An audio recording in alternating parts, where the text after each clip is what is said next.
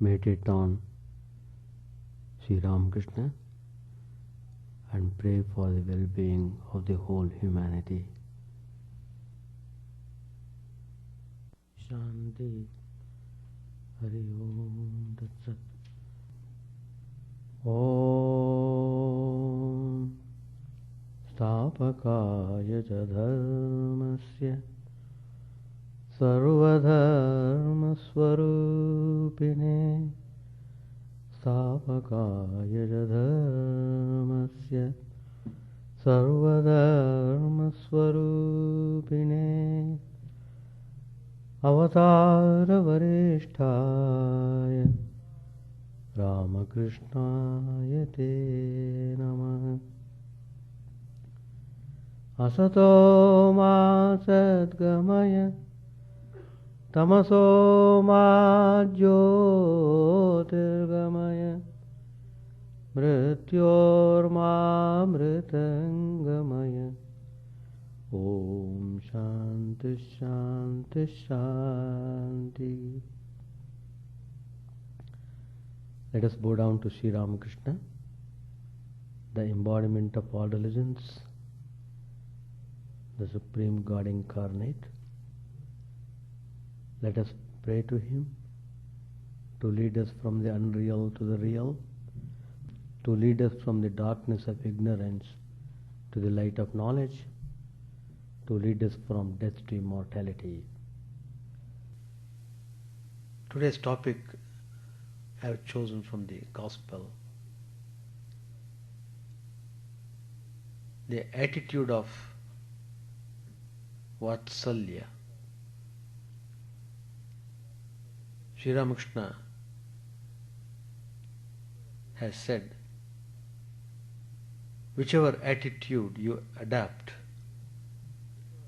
you will certainly realize God if you have firm faith. Your faith must be sincere and wholehearted. Kabir used to say, God with form is my mother, the formless God my father. During the daytime, Haladari used to meditate on God with form, and at night on the formless God. And Sri Ramakrishna teaches that as long as I consciousness exists, one should have the attitude of a bhakta, a devotee. He is not Krishna himself, but his devotee. But if God draws the devotee to himself, then it is different. It is like the master saying to his beloved servant, come, take your seat near me. You are the same as I. The waves are part of the Ganges, but Ganges is not part of the waves. The waves are part of the Ganges, but Ganges is not part of the waves.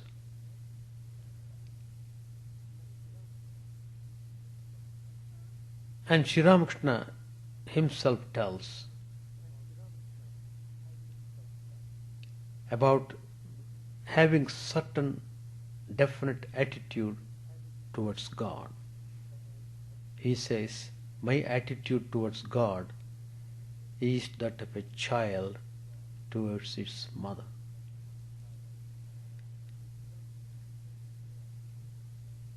And Sri Ramakrishna has clearly said, if you have to realize God, you must have definite attitude. You must be established in one attitude thoroughly.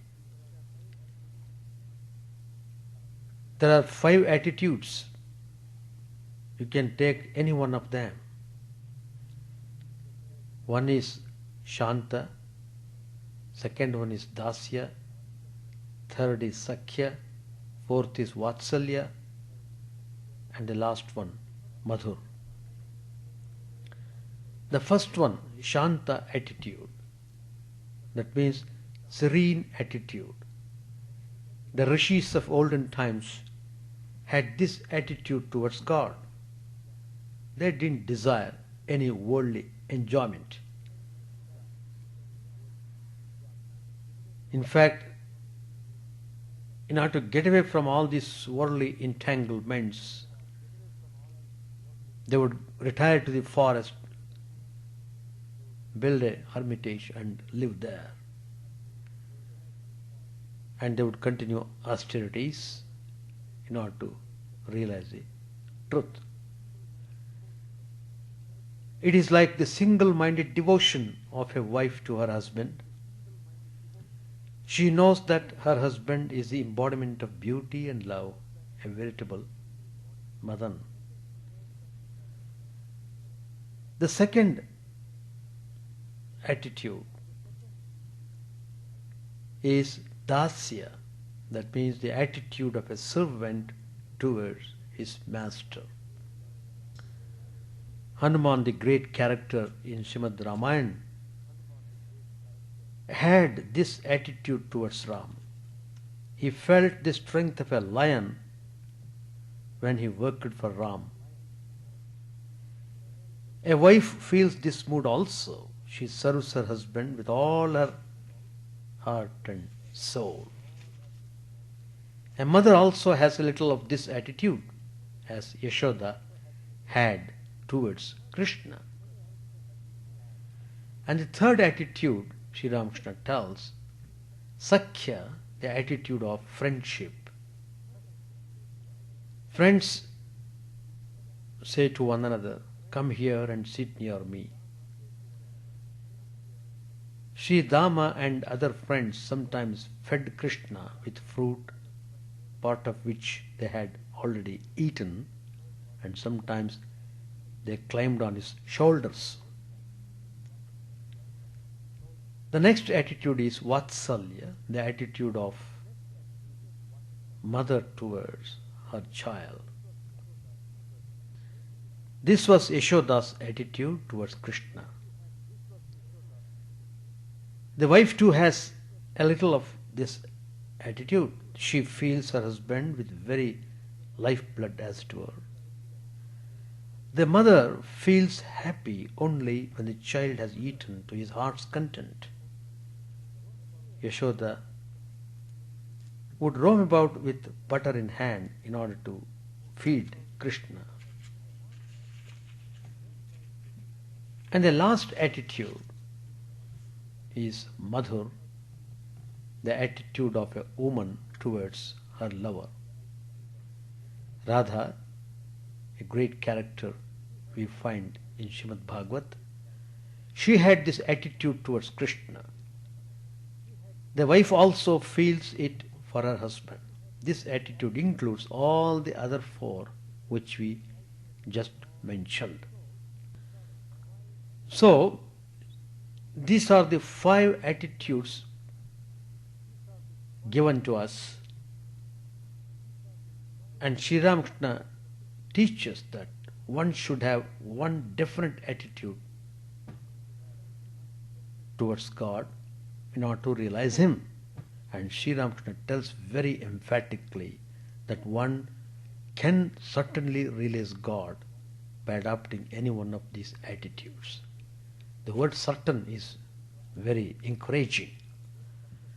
There is no ambiguity, there is no doubt there. As Sri Ramakrishna says, you must have sincerity and wholeheartedness, and your faith must be built upon properly, and then practice the attitude with all earnestness. You will certainly realize God. Today I am discussing about the attitude of Vaatsalya to realize God. Vaatsalya, this attitude was specially chosen by Sri Ramakrishna himself. Throughout his life, from the beginning to the end, this attitude was very prominent and well manifested in his life.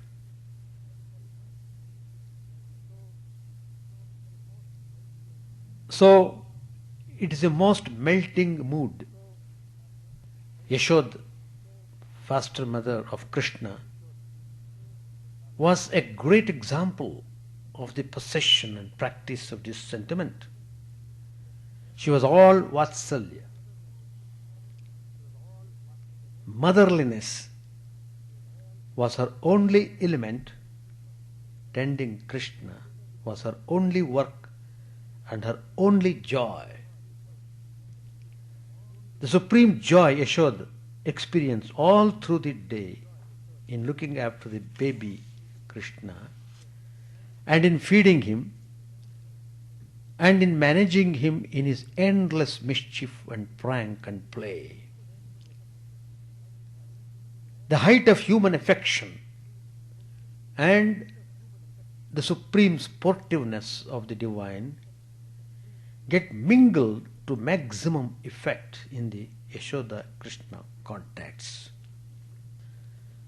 The expression of the sentiment of Vaatsalya is unique because in it there is no sense of awe, no feeling of being overwhelmed by splendor, no urge to keep at a distance and adore from afar.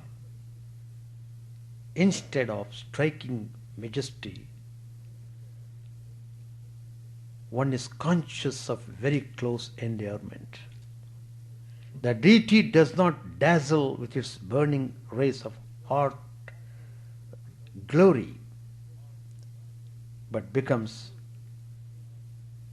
easily approached and freely talked to, subjecting itself even to attempts at corrective treatment and purposive chastisement. Yashoda sometimes went to Krishna with a rod in her hand to threaten him out of mischief or with a string to bind him, though even these occasional shows of severity on the mother's part were as much a show of tenderness as her kisses and hugs were.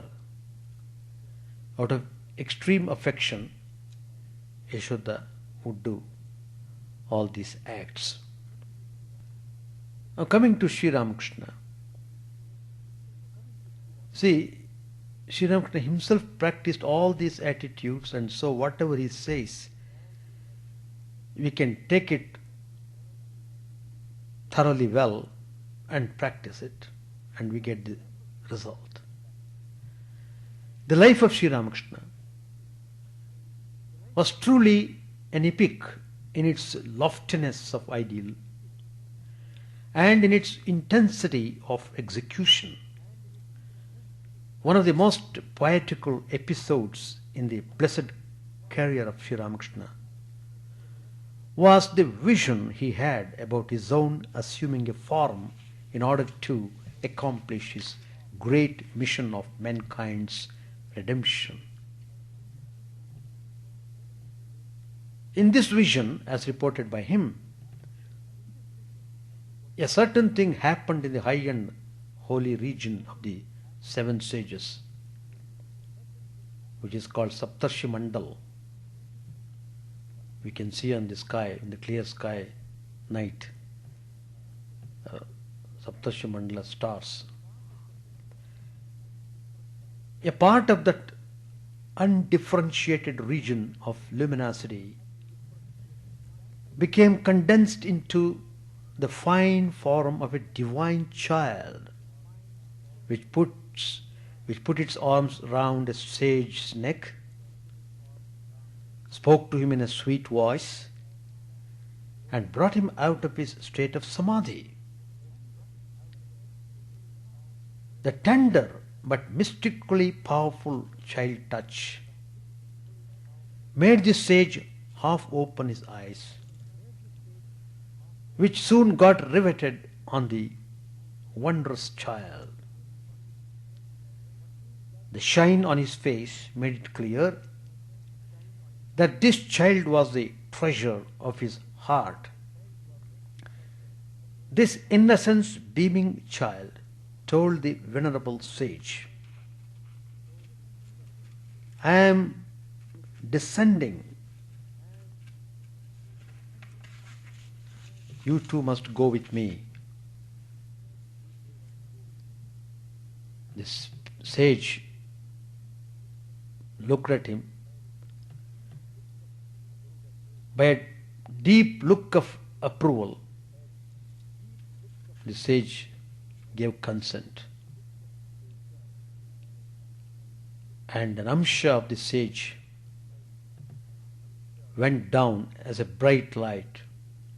Sri Ramakrishna, in telling of this vision, added this bit of interesting information, that the sage indeed had come down as Narendra, Swami Vivekananda, and that the celestial child who had been instrumental for his descent was no other than he himself, Sri Ramakrishna. This incident, which may well be regarded as the genesis of the Ramakrishna Vivekananda phenomenon, contains in it the sure element of Vaatsalya, the subject which we are discussing today. A serene sage hoary with wisdom and a sparkling child making a request to which the sage immediately responds, compelled by his own supreme affection for it, can have only one bond between them, the bond of Vaatsalya. Sri Ramakrishna's birth had a distinction about it. The father had a vision in which the Lord of the universe told him of his intention to be born in his cottage home. The mother had an overwhelming descent of Shaiva glory on her. The father named the child Gadadhar quite meaningfully. And so his parents' attitude to Gadadhar was vastly more than ordinary. Ordinary putra Vaatsalya. Generally, people love their children, but this was much more. It is a powerful bond. The element of reverential devotion was present in the father's attitude to the boy. Kshudiram's peculiar experiences before Gadadhar's birth had convinced him of the future greatness of his boy. From the very beginning, he viewed him as different. The faults inexcusable in ordinary boys were overlooked in him, in his case, and his spirit of waywardness was condoned. The only unfortunate thing about Kshudiram was that he did not actually live to see the breathtaking evolution of the boy into a saint of rare type. The mother, however, lived long, and her case was in one respect like that of Yashoda. Though she was an eyewitness to the many wonderful facts and mysteries of her extraordinary son's life and deeds, it was not so much awe that characterized her attitude to him as a soulful engrossment in him and a passionate dedication of all her being to him. It was a motherliness that engulfed, as it were, mother and son in a sweep of blissful identity. To Chandra Devi, the mother, the one and only interest in life was her blessed offspring, and all that mattered to her of Sri Ramakrishna's manifold glory was his sonship of her. She was the Madonna and he the infant. Nothing else was of interest. When Totapuri came to Sri Ramakrishna and offered to initiate him into sannyas, Sri Ramakrishna readily consented, but he insisted on this ceremony being done without his mother's knowledge. Not Divine Mother. I am speaking about the earthly mother, Chandra Devi, Chandramani Devi. Sri Ramakrishna knew well that it would break his mother's heart to see him shave his head and take the monk's vow. She might apprehend that her son was getting lost to her. Sri Ramakrishna wished to spare his mother that shock. Another happening to which a mystic significance cannot but be attached is that Sri Ramakrishna's mother passed away in her 95th year, exactly on her son's birthday in 1876. Sri Ramakrishna's love towards her was so deep that though as a monk he could not and did not perform his mother's obsequies, he wished to offer tarpan to her memory. Though every time he attempted it, the water in his hand fell through between the parted fingers, and the cosmic law would not permit his performing a kriya which a monk is not entitled to do. So Vaatsalya at its best is seen in Chandra Devi's relations with Sri Ramakrishna. And so Sri Ramakrishna, how he maintained that attitude throughout his life, and the same attitude he established towards the Divine Mother Kali. He would always go and offer prayers to her, calling her Ma, Ma, O Mother, O Mother. Every day his prayer would start by calling her Mother, please protect us.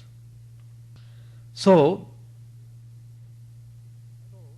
Sri Ramakrishna tells that this attitude of Vaatsalya is very safe, free from all dangers, and protects you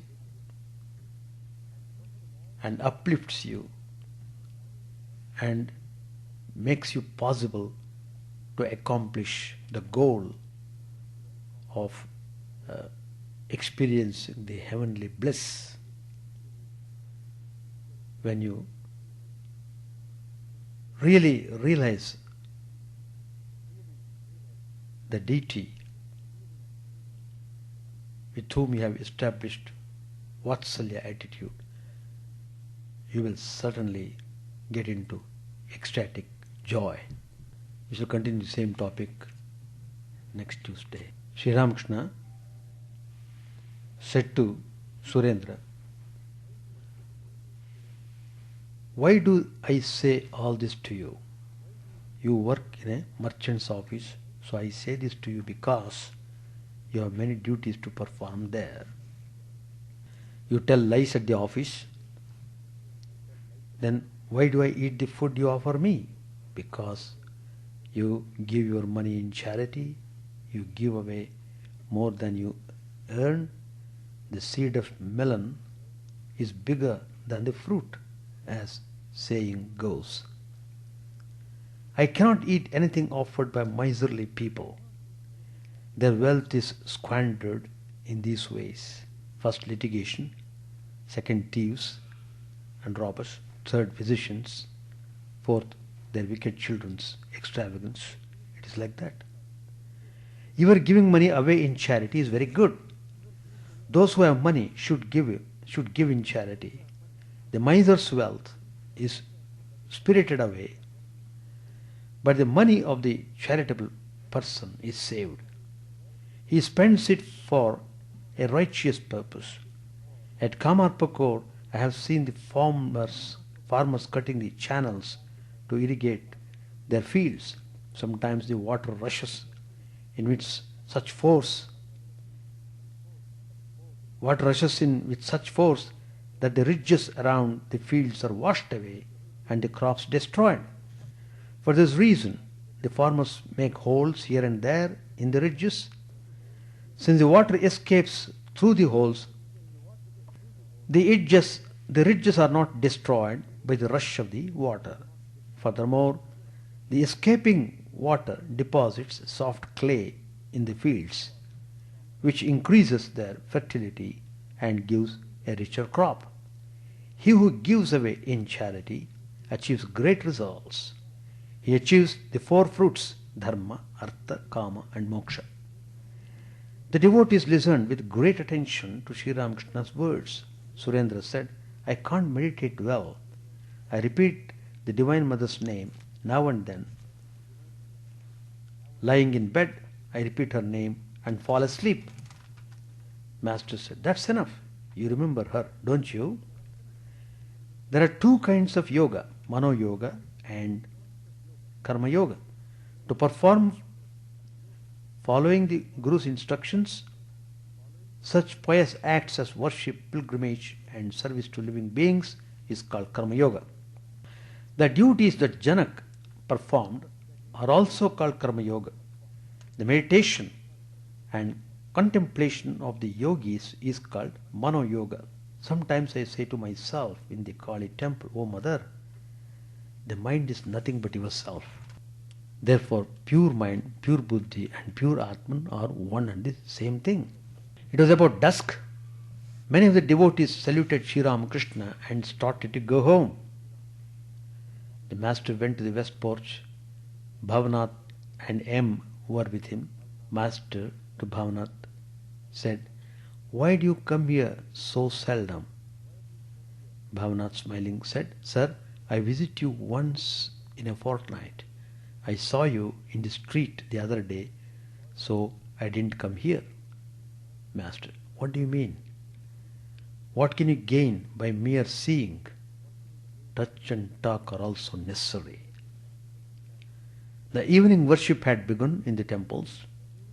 It was the 8th day of the bright fortnight of the moon. The temple domes, the courtyard, the gardens and the trees were shining in the moonlight. The Ganges was flowing north with a murmuring sound. Sri Ramakrishna sat on the small couch in his room, absorbed in contemplation of the Divine Mother. The evening worship was over. One or two devotees were still in the temple garden. Narendra had left. Sri Ramakrishna was pacing the veranda northeast of his room. M stood there looking at him. Suddenly he said to M, Oh, how sweet Narendra's music is. M said, Yes, sir. That song beginning with In dense darkness is particularly beautiful. Master said, You are right. That song has a deep meaning. A part of my mind is still drawn to it. M, Yes, sir. Master said, meditation in darkness is prescribed in the Tantra. Girish Ghosh came and stood by Sri Ramakrishna, who had started to sing. Is Kali, my mother, really black? The naked one of blackest hue lights the lotus of the heart. Sri Ramakrishna was filled with divine fervor. Standing with one arm resting on Girish's body, he sang, Why should I go to Ganga or Gaya, to Kashi, Kanchi or Prabhas, so long as I can breathe my last with Kali's name upon my lips? What need of rituals has a man? What need of devotions any more if he repeats the mother's name at the 3 holy hours? Rituals may pursue him close, but never can they overtake him. Then he sang, "Once for all, this time I have thoroughly understood, from one who knows it well, God whom the poet worshipped as the Divine Mother. I have learnt the secret of bhava. A man has come to me from a country where there is no night, and now I cannot distinguish day from night any longer. Rituals and devotions have all grown profitless for me. My sleep is broken. How can I slumber any more? For now I am wide awake in the sleeplessness of yoga. O Divine Mother, made one with Thee in yoga's sleep at last. My slumber I have lulled asleep forevermore. I bow my head, says Prasad, before desire and liberation, knowing the secret that Kali is one with the highest Brahman. I have discarded once for all both righteousness and sin. As Sri Ramakrishna looked at Girish, his ecstatic fervor became more intense. He sang, "I have surrendered my soul at the fearless feet of the Mother. Am I afraid of death any more? Unto the tuft of hair on my head is tied the almighty mantra, Mother Kali's name. My body I have sold in the marketplace of the world, and with it have bought Sri Durga's name." Intoxicated with God, Sri Ramakrishna repeated the lines, "My body I have sold in the marketplace of the world, and with it have brought Sri Durga's name." Looking at Girish and M, he said, "Divine fervor fills my body and robs me of consciousness."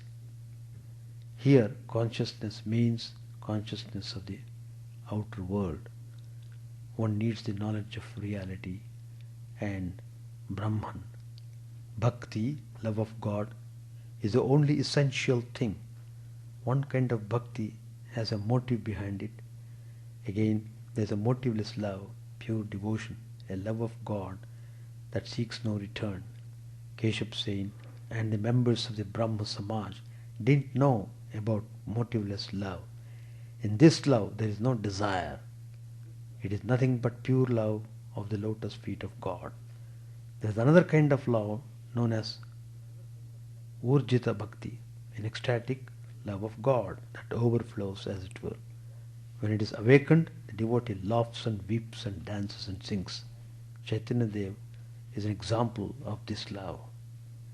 Rama said to Lakshman, "Brother, if anywhere you see the manifestation of Urjita Bhakti, know for certain that I am there." Girish said, "Everything is possible through your grace. What was I before, and see what I am now?" Master said, "You had latent tendencies, so they are manifesting themselves now. Nothing happens except at the proper time. Take the case of a patient. Nature has almost cured him. When the physician prescribes a herb and asks him to drink its juice, after taking the medicine he is completely cured. Now, is the patient cured by the medicine, or does he get well by himself? Who can tell?" We shall stop here. Any question? So one must establish certain attitude towards God, then practice it with all earnestness and firm faith. You will certainly realize God. That's what Sri Ramakrishna said. So we should establish different attitude towards God. Then everything becomes all right.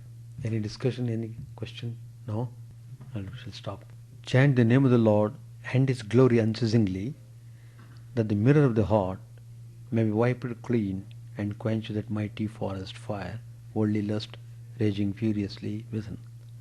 Own name stream down in moonlight on the lotus heart, opening its cup to knowledge of thyself, O self, drowned deep in the waves of His bliss, tasting His nectar at every step, bathing in His name, that bath for weary souls.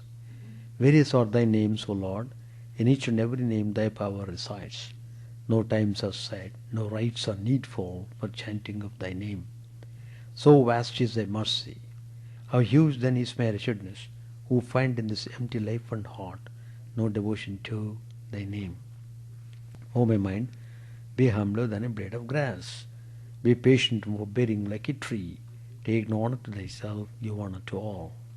Chant unceasingly the name of the Lord. O Lord and soul of the universe, mine is no prayer for wealth or tenure. The playthings of lust or the ties of fame. As many times as I may be reborn, grant me, O Lord, a steadfast love for thee. A drowning man in this world's fearful ocean is thy servant, O sweet one. In thy mercy consider him as dust beneath thy feet. Oh, how I long for the day when an instant's separation from thee, O Lord, will be as 1,000 years, when my heart burns away with its desire, and the world without thee is a heartless void.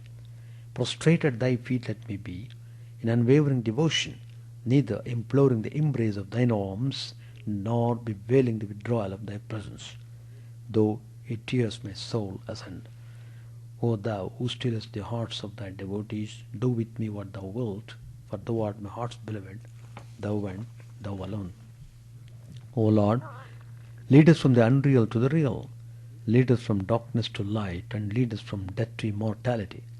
May all be free from dangers. May all realize what is good. May all be actuated by noble thoughts. May all rejoice everywhere. May all be happy. May all be free from disease. May all realize what is good. May none be subject to misery. May the wicked become virtuous. May the virtuous attain tranquility. May the tranquil be free from bonds. May the freed make others free. May good betide all people. May the sovereign righteously rule the earth. May all beings ever attain what is good. May the worlds be prosperous and happy. May the clouds pour rain in time. May the earth be blessed with crops. May all countries be freed from calamity. May holy men live without fear. May the Lord, the destroyer of sins, the presiding deity of all sacred works, be satisfied. For he being pleased, the whole universe becomes pleased. He being satisfied, the whole universe feels satisfied.